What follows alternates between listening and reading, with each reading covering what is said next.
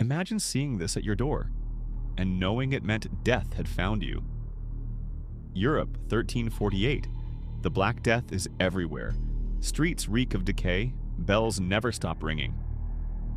Then the plague doctors arrive, wrapped in leather, glass eyes staring, faces twisted into long beaks. Inside the mask they stuffed herbs and flowers, believing sweet smells could block the disease. They called it protection. It wasn't. They stepped into infected homes, poking blackened boils with wooden sticks while families watched in silence. If the bird-faced doctor came for you, hope was already gone. The mask didn't save lives, it hid terror, and became history's most haunting symbol of medicine walking straight into death.